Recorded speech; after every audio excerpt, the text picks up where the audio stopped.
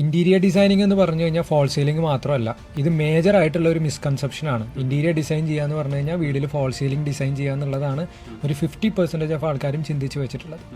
Actually interior designing എന്ന ഒരു thought വരുമ്പോൾ ആദ്യം നമ്മൾ അതിൽ ചെയ്യേണ്ടത് സ്പേസ് പ്ലാനിങ് ആണ്. അതായത് നോർമലി ഒരു വീടിൻ്റെ ഫ്ലോർ പ്ലാൻ പ്രിപ്പയർ ചെയ്ത് കഴിഞ്ഞാൽ കൂടുതൽ പ്ലാനിൽ നമ്മൾ കണ്ടിട്ടുണ്ടായിരിക്കും കുറേ ഫർണിച്ചർ യൂണിറ്റ്സ് കൊണ്ടുവന്നിട്ടുണ്ടായിരിക്കും. അപ്പോൾ അത് കാണുമ്പോൾ നമ്മൾ എന്ത് കരുതും, വീട്ടിൽ ഫർണിച്ചർ ഇട്ട് കഴിഞ്ഞാൽ ഒരുപാട് സൈസ് ഉണ്ടെന്ന് വിചാരിക്കും. നോർമലി ഇത് ചെയ്യുന്നത് സോഫ്റ്റ്വെയറിലുള്ള ടെംപ്ലേറ്റ് കൊണ്ടുവന്നിട്ടാണ്. അപ്പോൾ ഈ ടെംപ്ലേറ്റ് ഒന്നും കറക്റ്റ് സ്കെയിൽഡ് ആയിരിക്കില്ല. അപ്പോൾ ആക്ച്വലി ഇതെന്ത് ചെയ്യണമെന്ന് വെച്ചാൽ കറക്റ്റ് സ്കെയിൽ ചെയ്തിട്ടുള്ള ഫർണിച്ചേഴ്സ് ഇട്ടിട്ട് എത്രത്തോളം റൂമിൽ സ്പേസ് ഉണ്ടെന്നുള്ളത് ആദ്യം നമ്മൾ ഡിസൈഡ് ചെയ്യണം. അതാണ് ഫസ്റ്റ് തിങ്. അതുപോലെ ഡിസൈൻ ഫാക്ടറിലേക്ക് വരുമ്പോൾ എല്ലാവരും ചിന്തിക്കുന്നത് ഞാൻ നേരത്തെ പറഞ്ഞതുപോലെ ഫോൾ സീലിംഗ് ചെയ്യുക എന്നുള്ളതാണ്. ഒരിക്കലും അല്ല.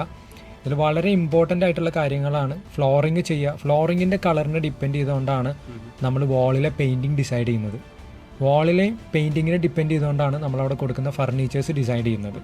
അപ്പോൾ ഈ നമ്മൾ ഫ്ലോറിങ് ചെയ്യുന്നതിൻ്റെ എന്ത് കളറാണ് വരുന്നതെന്നുള്ളത് നമ്മളവിടെ കൊടുക്കുന്ന ലൈറ്റിനെ ഡിപ്പെൻഡ് ചെയ്യും.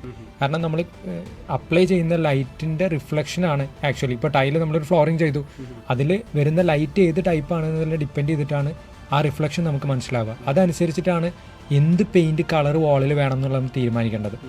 ആ കളർ തീമിനെ ഡിപ്പെൻഡ് ചെയ്തിട്ട് വേണം നമ്മൾ ഫർണിച്ചർ ഡിസൈഡ് ചെയ്യാൻ.